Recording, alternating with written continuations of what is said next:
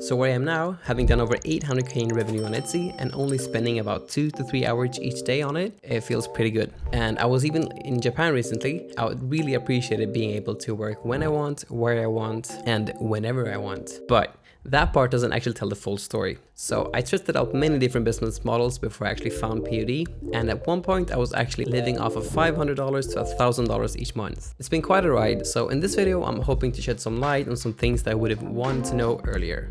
Let's get into it. Now, 0 to 50k in annual revenue. This was all about the skills gap. When I made nothing, all I had to do in the beginning was to actually learn some new stuff. I spent a lot of years actually learning about music, mixing music, music production. So one of the first businesses that I had was related to music, and it's not actually what you think. I actually made a music marketing agency, as a very small one. So I had that for a little while. I learned about Facebook ads. I helped other people with their Facebook ads marketing, but that didn't really pan out. And apart from that, I also tried some music production work that didn't really pan out. But in the span of having some businesses that didn't really succeed the way that POD has for me, I learned so much about how to deal with customers. For instance, one of the big learnings that I had was that if you have a very low ticket offer, you usually get the lowest of the low customers. People don't really perceive the thing as valuable if it's not that expensive. I learned so many small tidbits here and there that really stacked up. So when I was entering POD, I knew a lot of things and I could actually make the thing work. And that also leads me to the second part of this, and that's that it's actually all on you.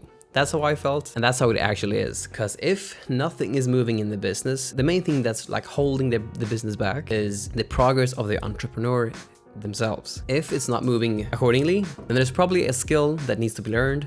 There's probably some end within the entrepreneur in and of himself that needs to be fixed. And once that's fixed, the business can move forward. And that also leads me to the second part, and that's actually consistency. So a lot of people talk about consistency. It's kind of obvious now. Doing something repeatedly without seeing any type of like real tangible results, in my opinion, it feels like one of the most obvious things, because you need to put a lot of work in to make something work, and then you see that result like a couple months or like a year later. And to get any kind of tangible results with business, whichever business it is, I've just experienced that, okay, you need to put in like an ungodly amount of effort, unless you have some leverage, which could be money, for instance, to save some of that time back. But when I did POD, I just put in all my time because I didn't have that much money to actually make it work. But it did not work without doing that every single day. I was truly obsessed with just everything POD just to make it work. And in that spot that I was in, I didn't really have any option because I had to make it work since I had no other income stream at the time. What I want to say with that is just that you basically put stuff in for X amount of time. Let's say, for instance, this is what I would merch by Amazon, for instance, to make merch actually work. I wanted to fill up every slot that I had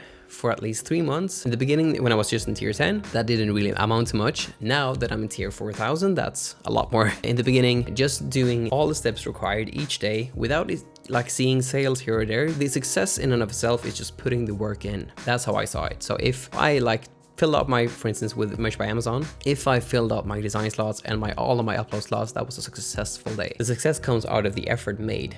That's how I saw it. And that really made consistency pretty easy to overcome. And that also leads me to the last part of this. That's actually learning and community. So personally, I've been very averse to courses myself. I haven't not purchased many courses at all in my life. There's a huge stigma that most of us feel, at least when it comes to courses. I've certainly been one of those people that have felt that and haven't really purchased any. That was until I actually did. I saw an ad by someone and that prompted me to buy a Facebook ad course. When I bought that course, I gained so many contacts within the community. Then I started that Facebook ad agency and it just actually made all the money back and way more. When I did the same thing with POD, that really took my journey to a whole nother level, because when you're basically in a group with peers that are on the same level, you're all trying to grow and you're all facing different types of issues at this stage. You basically accelerate at the pace of each and every person together. So let's say that there's 5 people that want to do this every single day out of like 30 people. So 5 out of the 30 people in a community that really wants to make this work and are on this stuff every day. In my opinion and in my experience,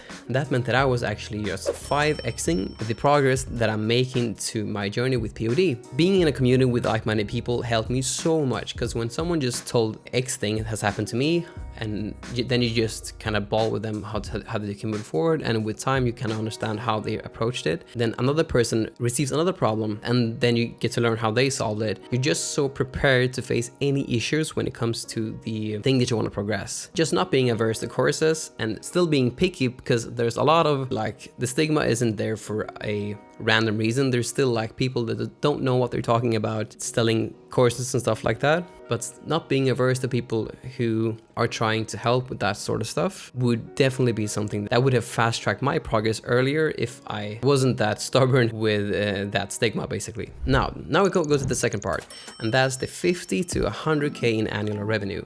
This part came with a whole different set of problems, and one of the first ones was to actually delegate. So, for instance, if you do your accounting in the beginning, I would highly advise to get someone to actually just do your accounting, as that makes it just so much easier to just progress with your business. I did my accounting in the beginning with help with like basically consultations from other people. It was just such a headache and gave me such a stress, and in the end I basically just paid a lot in consultations to make sure that my accounting was correct. So when I handed that off to an accountant that only does accounting, it made my life so much easier, and the cost was almost basically the same, and the value for the money is just so much higher. So that's the first thing that I'd recommend anyone to delegate. But overall, just delegating stuff are part of the business, because the weird part is that in the beginning you have to know everything, you have to do everything, because everything is so scarce. All resources are super scarce. You don't have much money, so you gotta do everything yourself. But at this part, when you do have some money, the weird thing is that perspective of having to do everything yourself, in my opinion at least, it has to be like go more and more in order for the thing to grow, because I can't do everything at the scale needed in order for it to grow, because the more I sell, the more I need to account for it. The more I sell, the more orders that come in. I can't do everything myself. As an entrepreneur, we always have to do everything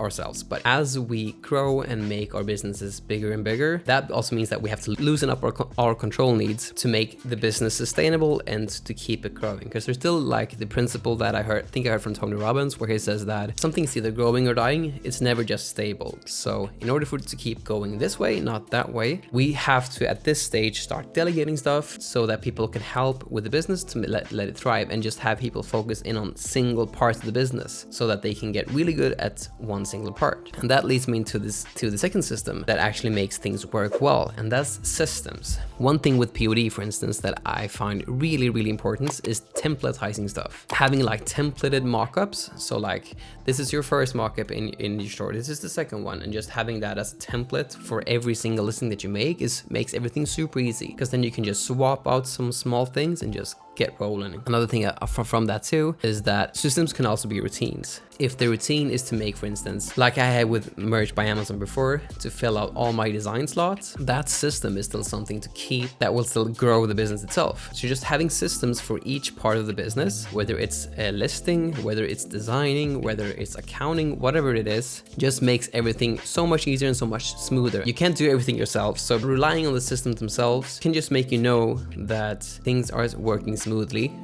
or at least as smooth as they can. If it's not working as smooth as they can, maybe there can be a system for it to make it easier. And apart from that, another thing that's really important to know is that bigger issues can occur at this stage. But the great part about the systems that I mentioned before is that you can easily get prepared for them. So let's say that you have a lot of orders due in Q4 and you can't really sustain it yourself. If you have systems in place to make, for instance, personalized orders, then you can just fast track that as much as possible. But apart from that, if that part is not working efficiently, you can prepare before Q4 by, for instance, finding some kind of automation software like Hello Custom, for instance. Haven't tried that myself, but just trying some kind of automation software to just be prepared for when big problems can occur. Another thing, for instance, that was really big for me this past Q4 was that when I basically made like 120 manual orders each and just sending them away on Printify, since all of them are foreign transactions for me, that actually made it looked kind of fishy, and that actually made my bank decline me after like 120 orders, something like that. And what happens then is that you have to wait 24 hours to push another order through. This really sucks during Q4 when time is kind of a necessity. For instance, what I do now to amend that issue is that I bulk approve all my orders at a set time. So I go through all my orders each day, if there's anything wrong, and then they all go at a set time. That means that there will be only one transaction on my bank account, and that fixes the issue. And you can't really know everything yourself, but just knowing, for instance, that thing can really help. And preparing for that ahead of time is something that can just mitigate issues as much as possible. And that leads me into the second part, which is learning. Learning is something that never really stops for me, and I don't think for anyone. And the weird part is that the more that I actually learn, the more that I realize that I just don't know. There's always more stuff that I don't know than the thing that I do know. Same thing with the, like I couldn't know, for instance, last year in Q4 that the bank declined me after a certain amount. That was a brand new thing for me. When you do that, you learn stuff and then you just move on and get better. But apart from that, just still learning stuff. I always read a lot of books, audiobooks. I'm not the best reader myself, but just listening and trying to update myself with more things is something that has really served me in every part of my life, basically. And that actually leads me to the last part, which is to live in the now. So this year, for instance, I went to Japan, as I mentioned earlier in the video. And before that, I've been just going ham with work, just trying to get stuff up and trying to like make my business thrive. But it's so easy to get caught up in things. And when things are going well, when you're making like 100K in profit in annual revenue, I think it's still really important to know that. Like I went to Japan since it was my 30th, as like a late 30th celebration. I just think it's really important to know that I'll only be 30 once. I'm very happy with making the money that I am making, and I actually gotta use them and not feel so scarce about them in order to actually appreciate what I have. Living in the now and just really appreciating what you have. If you're on the ride with it, you're just appreciating where you are at the moment. Like things won't ever stay the same. So just appreciating where you are. If you're in the grind, it won't last forever and it will pay off. But when it does pay off, definitely like celebrate it and don't feel too scarce about it. At least that's something that I would tell myself, and just enjoy what you actually have. Otherwise, it doesn't really make sense. If you want to learn more about starting an Etsy print-on-demand business, I suggest that you watch this video here. And I look at and reply to every comment that I get, so if there's anything that you want to see next, just drop a comment down below and I'll do my best to help out. I'll see you in the next one.